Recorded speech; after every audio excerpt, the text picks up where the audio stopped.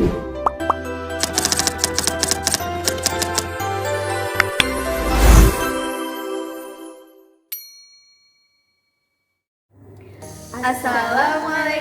warahmatullahi wabarakatuh. Halo semua, kembali lagi nih sama kita dari kelompok 7 kelas PI 3 Fakultas Psikologi UIN Raden Fatah Palembang. Perkenalkan, nama aku Awalia Rahma Basdina. Dan aku Iman Wahyuni Limasa. Aku Nurlaila Isnatun Fatimah. Di sini kami membuat tugas dengan terapi behavior. Ya, kami mengambil tema dengan kombinasi nih terapi antara kognitif sama behavior. Jadi kami mengambil tema terapi CBT, yaitu Cognitive Behavior Therapy pada kasus pasien OCD, yaitu Obsessive Compulsive Disorder. Sekian, selamat menonton semua. Bye-bye, semangat puasa.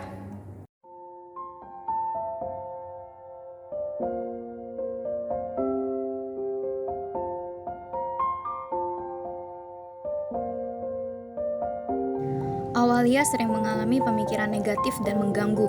Ia didiagnosa mengalami gangguan OCD atau Obsessive Compulsive Disorder.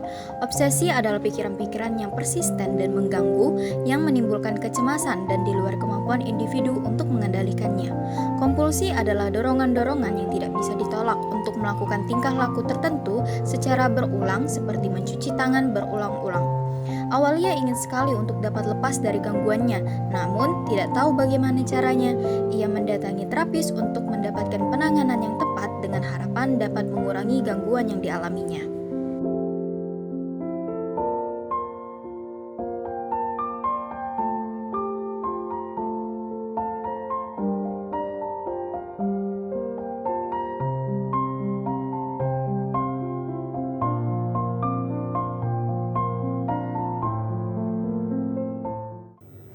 Terapis memilih untuk menggunakan Cognitive Behavior Therapy atau CBT untuk mengatasi gangguan OCD. Alasan pemilihan teknik ini adalah karena akar gangguan ini bersumber dari adanya kecenderungan membesar-besarkan resiko atau hal-hal buruk yang diyakininya akan terjadi. Ya, apa kabar? Baik, alhamdulillah Mbak. Oh, tadi kesini naik apa Mbak? Tadi saya kesini naik mobil. Hari ini gimana nih perasaan Mbak Al?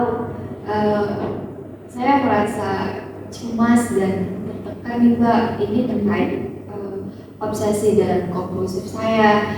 Saya merasa hal itu tuh semakin mengganggu kehidupan saya sehari-hari dalam beraktivitas kayak pokoknya saya tuh selalu merasa cemas dan gelisah gitu dalam melakukan sesuatu gitu Mbak.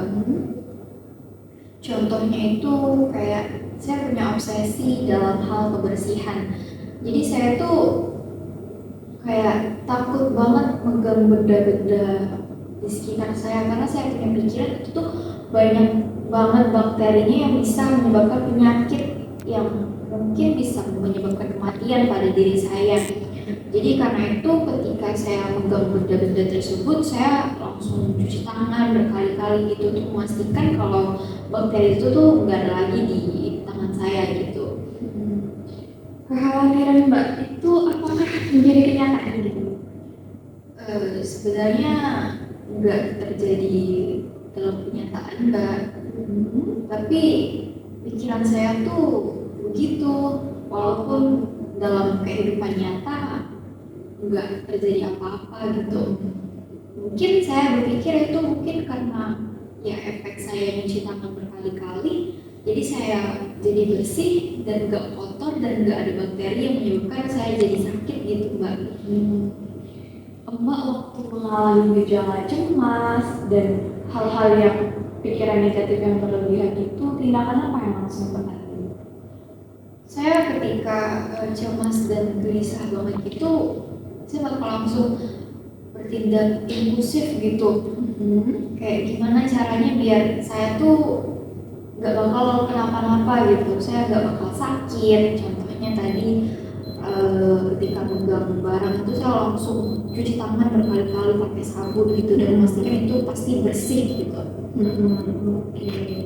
Jadi gini Mbak ya, ketika ketakutan itu menjadi hal atau memerangi otak kita, menjadi suatu ketakutan yang berlebihan hingga Mbak melakukan kegiatan yang impulsif, itu kita tuh harus memanajemen rasa cemas itu. Apa Mbak pernah nggak sih ada tindakan yang Mbak lakukan hal kecil untuk memanajemen kecemasan itu? Sebenarnya enggak sih Mbak, saya terlalu menuruti rasa cemas saya gitu. Jadi gini Mbak, waktu kecemasan itu udah bersarang di kepala Mbak harus coba mengendalikan hal tersebut. Bisa dengan menarik nafas atau melalui pernapasan dalam. Jadi kita harus latihan dulu nih pernapasan dalam itu gimana untuk menangani cemas yang ada di kepala kita itu. Mbak pasti udah tahu ya. Iya. Saya udah tahu, tapi emang saya Iya. nggak menerapkannya gitu ya. Mulai besok bisa tuh Mbak mulai cemas tentang suatu hal yang mengkhawatirkan banget bagi Mbak, coba untuk duduk sejenak atau pernafasan Mbak dan ganti pemikiran negatif itu tuh dengan pemikiran yang positif. Contohnya tadi Mbak nih menata rak buku atau mencuci tangan berlebihan. Dengan Mbak mencuci tangan berlebihan, apakah 100% menghindari Mbak dari mara bahaya penyakit? Enggak Mbak. Iya, enggak Mbak ya. Jadi kita harus memikirkan hal yang lebih rasional sesuai dengan kenyataan. Terima kasih Mbak sarannya. Mungkin saya bisa menerapkannya nanti di kehidupan sehari-hari.